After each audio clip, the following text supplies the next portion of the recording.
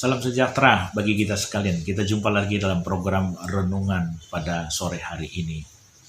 Saya yakin dan percaya kita hidup dalam sukacita, kita hidup di dalam pengharapan, kita hidup selalu mengucap syukur kepada Tuhan.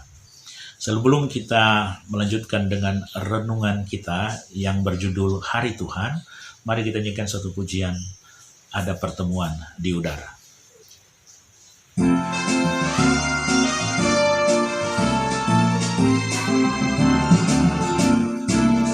Ada pertemuan di udara, pertemuan yang manis. Saya rindu bertemu di sana, jauh di udara. Nyanyian yang terdengar yang belum pernah didengar adalah kegirangan dan anak Allah yang pimpin kita pertemuan di udara. Ada pertemuan di udara, pertemuan yang manis. Saya rindu bertemu di sana, jauh di udara. Nyanyian yang terdengar yang belum pernah didengar adalah kegirangan dan anak Allah yang pimpin kita pertemuan di udara. Nah, puji Tuhan, kita lanjutkan dengan pembacaan firman Tuhan di dalam 1 Tesalonika 5 mulai ayat 1 sampai ayat yang ke-11. 1 Tesalonika 5 ayat 1 sampai 11. Tetapi tentang zaman dan masa, saudara-saudara, tidak perlu dituliskan kepadamu, karena kamu sendiri tahu benar-benar bahwa hari Tuhan datang seperti pencuri pada malam. Apabila mereka mengatakan semuanya damai dan aman, maka tiba-tiba mereka ditimpa oleh kebinasaan. Seperti seorang perempuan yang hamil ditimpa oleh sakit bersalin, mereka pasti tidak akan luput. Tetapi kamu, saudara-saudara, kamu tidak hidup di dalam kegelapan, sehingga hari itu tiba-tiba mendatangi kamu seperti pencuri. Ayat 5, karena kamu semua adalah anak-anak terang dan anak-anak siang, kita bukanlah orang-orang malam atau orang-orang kegelapan. Sebab itu baiklah jangan kita tidur seperti orang-orang lain, tetapi berjaga-jaga dan sadar. Ayat 7, sebab mereka yang tidur waktu malam dan mereka yang mabuk waktu malam. Tetapi kita yang adalah orang-orang siang, baiklah kita sadar, berbaju sirahkan iman dan kasih, dan berketopongkan pengharapan keselamatan. Ayat 9, karena Allah tidak menetapkan kita untuk ditimpa murka, tetapi untuk beroleh keselamatan oleh Yesus Kristus Tuhan kita. Kita ulangi ayat 9, karena Allah tidak menetapkan kita untuk ditimpa murka, tetapi untuk beroleh keselamatan oleh Yesus Kristus Tuhan kita, yang sudah mati untuk kita, supaya entah kita berjaga-jaga, entah kita tidur, kita hidup bersama-sama dengan Dia. Karena itu nasihatilah seorang akan yang lain, dan saling membangunlah kamu seperti memang kamu lakukan. Saudara yang kekasih, jemaat Tuhan yang ada di Jakarta, yang ada di Jabodetabek, yang ada di seluruh Indonesia, bahkan siapapun yang sempat mendengar renungan ini, mari kita simak baik-baik tentang hari Tuhan. Rasul Paulus mengajar banyak kepada jemaat Tesalonika tentang hari Tuhan. Nah, oleh sebab itu dibuka dengan perkataan di ayat 1, tetapi tentang zaman dan masa, saudara-saudara, tidak perlu dituliskan kepadamu. Kenapa tidak perlu dituliskan kepada jemaat di Tesalonika soal akhir zaman? Karena mereka sudah memberi diri untuk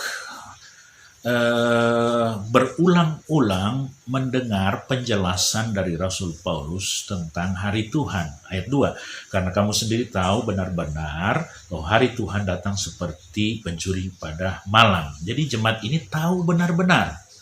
Jadi menjadi jemaat haruslah seperti contoh jemaat Tesalonika. Mereka bukan tahu setengah-setengah, mereka bukan tahu sedikit saja, tetapi tahu benar-benar, menyimak yang benar, memperhatikan yang benar mengenai hari Tuhan, sehingga mereka betul-betul tahu. Kemudian kita lihat ayat yang keempat, tetapi kamu saudara-saudara, kamu tidak hidup di dalam kegelapan sehingga hari itu tiba-tiba mendatangi kamu seperti pencuri. Di dalam ayat 2 dijelaskan bahwa jemaat ini paham bahwa hari Tuhan itu datang seperti pencuri. Sifat dari pencuri adalah datang secara tiba-tiba, datang secara diam-diam, datang melompat tembok, datang merusak pintu, dan lain sebagainya dengan tujuan agar supaya dia dapat mencuri barang-barang yang berharga. Itu sifat dari seorang pencuri. Hari Tuhan sifatnya katanya seperti itu. Tetapi itu bagi orang yang tidak percaya.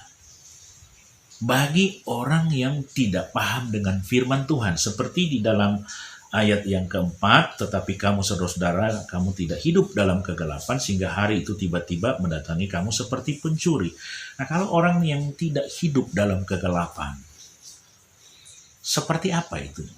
Dia mengenal kebenaran, dia tahu menyembah Tuhan, dia tahu meninggikan Tuhan, dia tahu memuji Tuhan. Nah, itu orang yang hidup di dalam kegelapan. Dia ada di dalam Kristus, dia mengaku Yesus sebagai Tuhan, dia mengucap syukur kepada Tuhan Yesus sebagai juru selamat, sebagai penebus. Nah, ini orang yang tidak hidup di dalam kegelapan. Nah, orang yang seperti ini dikatakan di dalam ayat 4 bagian terakhir, sehingga hari itu tiba-tiba mendatangi kamu seperti pencuri. Ya, ayat 4, tetapi kamu saudara-saudara, kamu tidak hidup di dalam kegelapan. Jadi orang yang tidak hidup di dalam kegelapan, bahwa hari Tuhan itu dia tidak datang seperti pencuri. Bagi orang yang hidup benar, bahwa hari Tuhan itu tidak akan datang seperti pencuri yang datang dengan tiba-tiba. Ayat 5, karena kamu semua adalah anak-anak terang dan anak-anak siang. Nah, inilah orang yang melakukan firman Tuhan, orang yang tahu memuji Tuhan, orang yang tahu beribadah, orang yang tahu mengucap syukur kepada Tuhan, disebut saudara-saudara adalah anak-anak terang, anak-anak siang.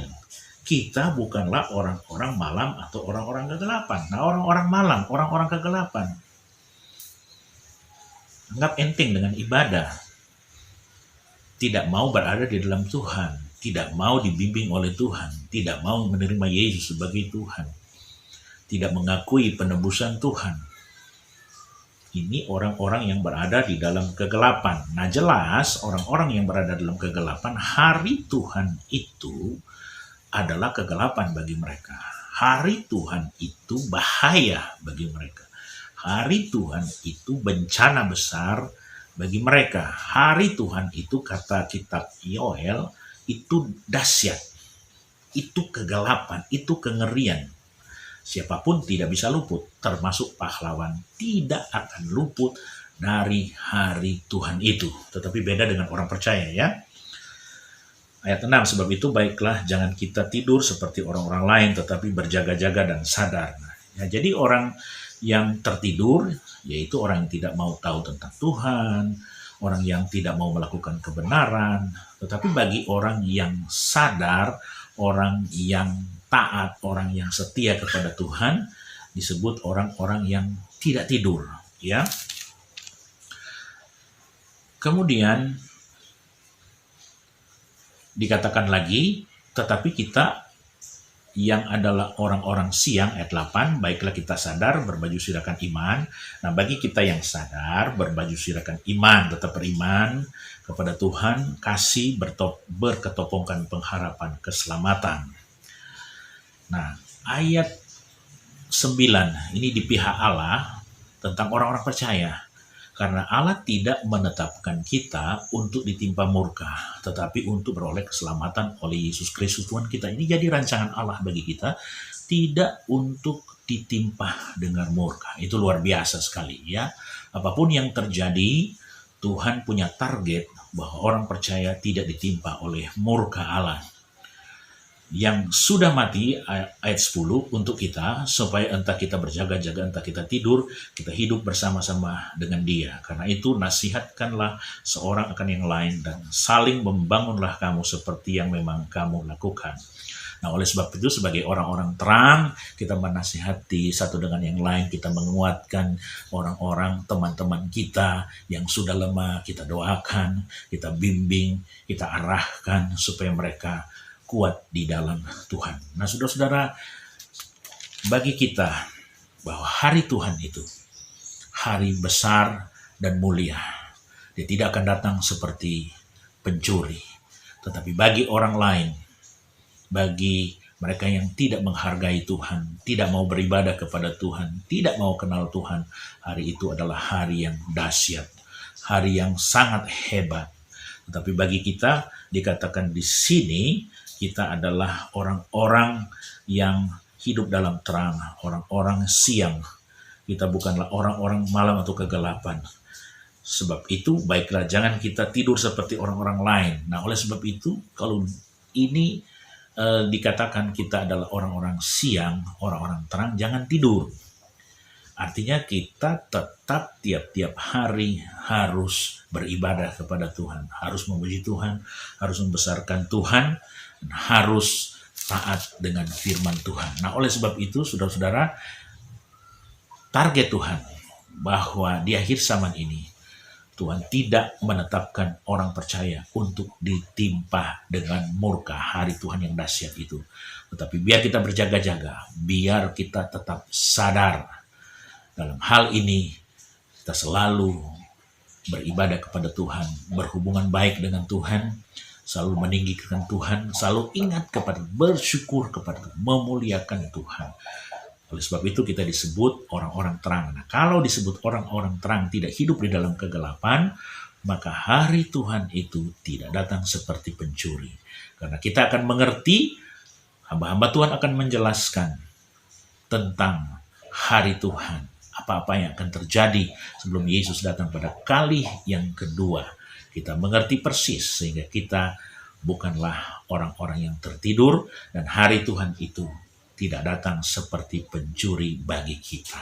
Oleh sebab itu kita mengucap syukur, tetap arahkan iman kita kepada Tuhan. Karena Tuhan sudah katakan bagi kita, bagi orang percaya, hari Tuhan itu tidak seperti yang diharapkan oleh orang-orang yang tidak percaya. Hari Tuhan itu bukan seperti pencuri, tapi hari Tuhan adalah besar dan mulia. Mari kita berdoa, saudara-saudara.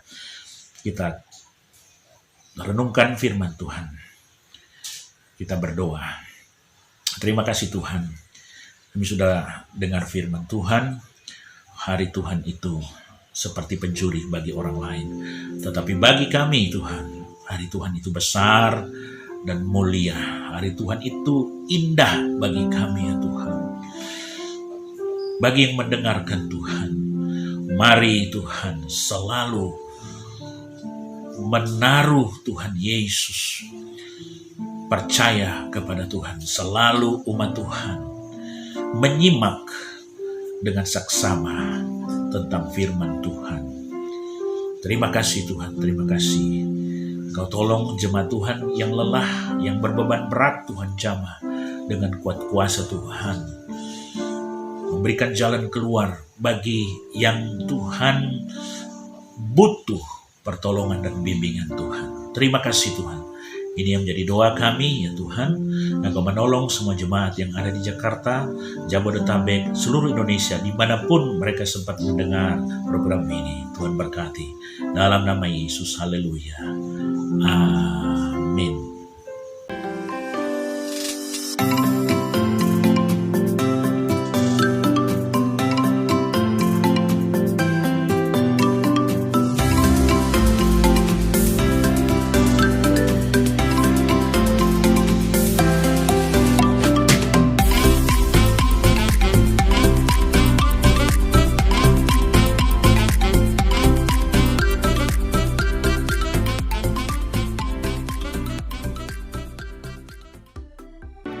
Gerejaku adalah rumahku.